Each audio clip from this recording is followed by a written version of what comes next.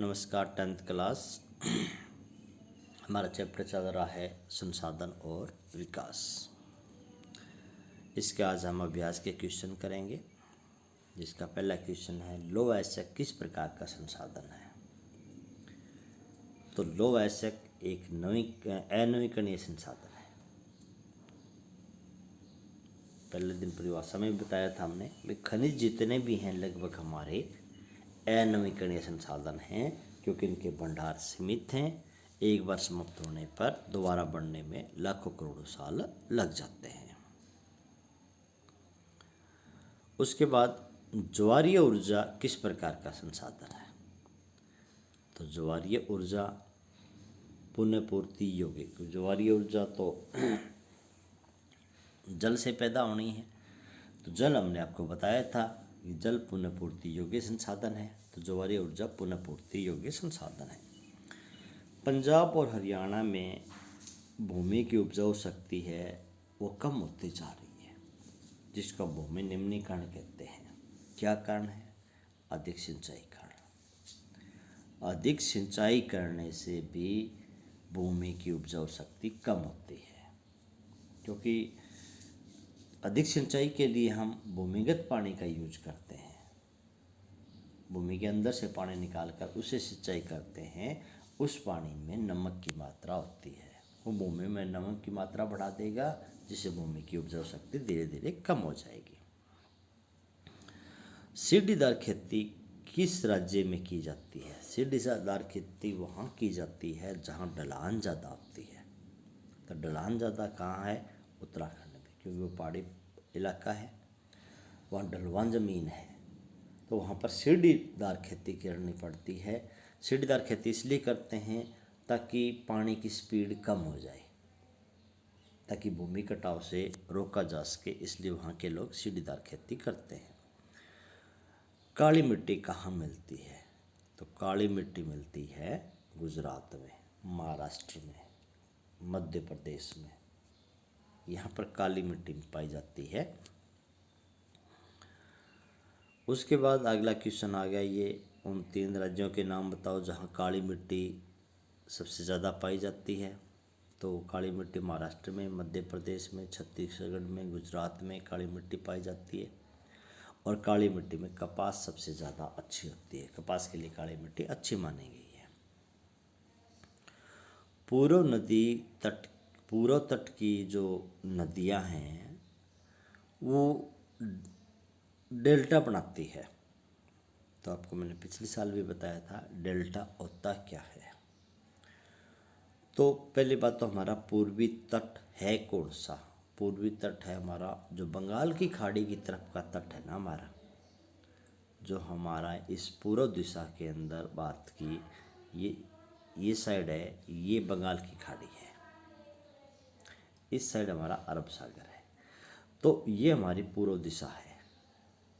तो इस पूर्व दिशा में यहाँ जो नदियाँ गिरती है, जैसे ऊपर यहाँ गंगा नदी पश्चिम बंगाल से, महानदी उड़ीसा से, नीचे गोदावरी, कृष्णा, कावेरी, इस तट से जो नदियाँ गिरती है वो डेल्टा बनाती है। डेल्टा क्या होता है कि जहाँ नदियाँ समुद्र में मिलती है वहाँ अगर ढलान कम है तो हमें पता नदी अपने साथ मिट्टी लाती है, वो उस समुद्र के तट पर वो मिट्टी जमा कर देती है।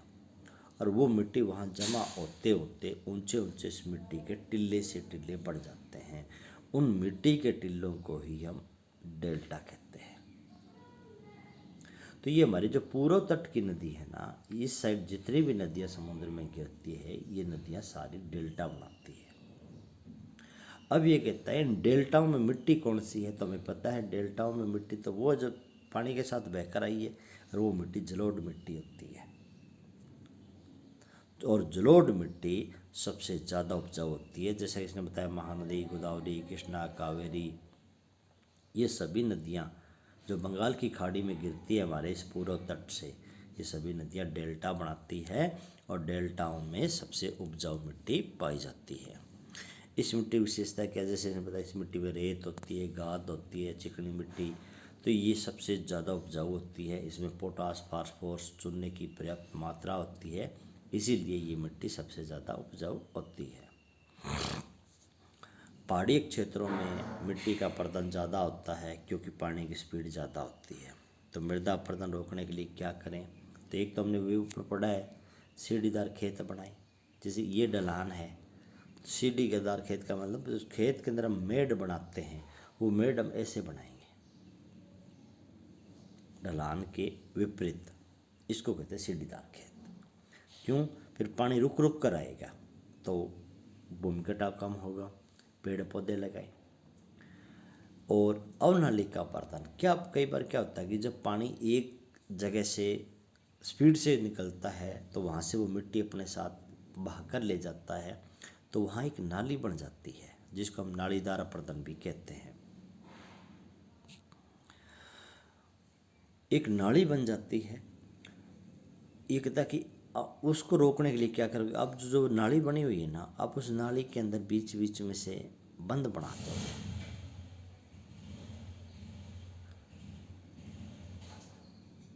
उस बंद बनाने से क्या होगा?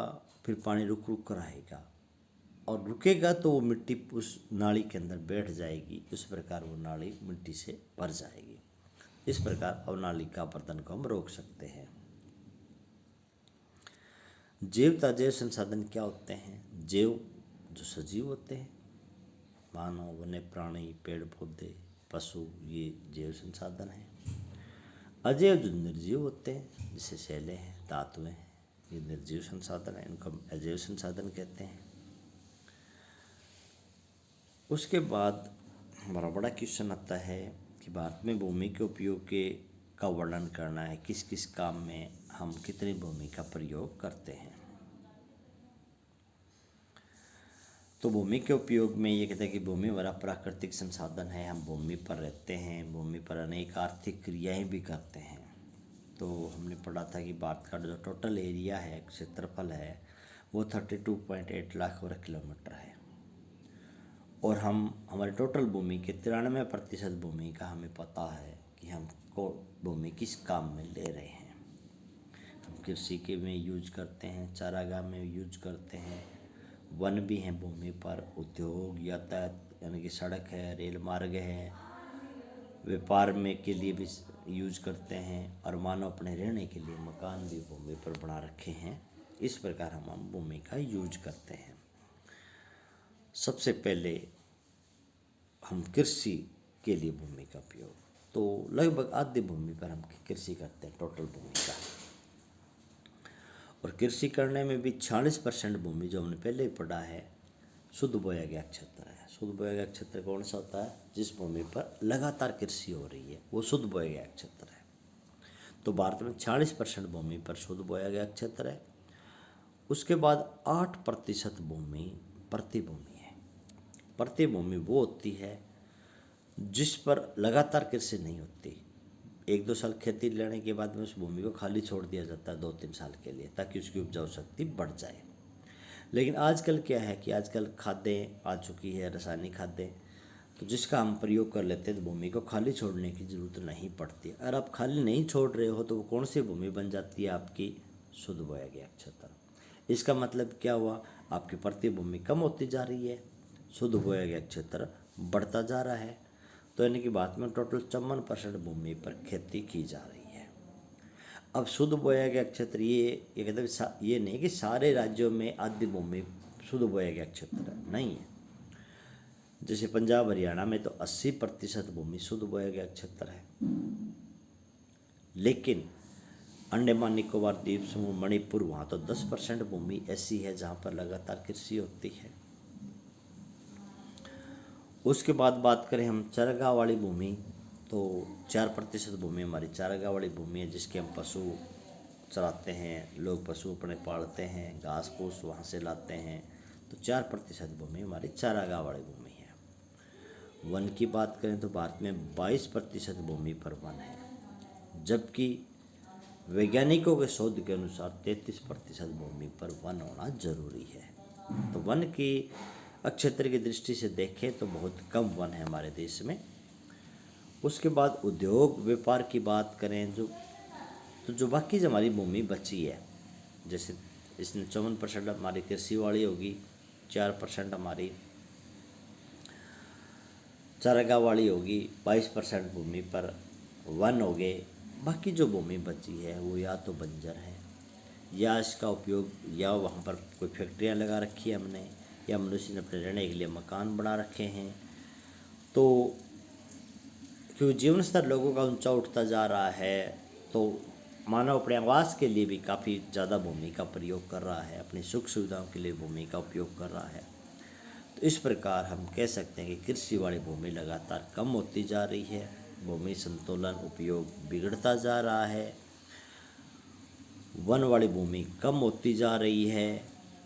वन वाली भूमि को बढ़ाने की बहुत आवश्यकता है। तो इस प्रकार क्योंकि वन है, भूमि है, वो हमें भोजन देती है, तो इसलिए हमें वनों की रक्षा करना भी जरूरी है, भूमि को बचाना जरूरी है। तो ये क्वेश्चन आपको याद करने हैं।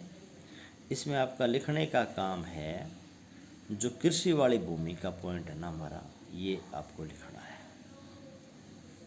कृषि वाली भूमि का, कि कितनी भूमि हम कृषि में यूज कर रहे हैं। ये आज का राइट का काम है आपका। धन्यवाद।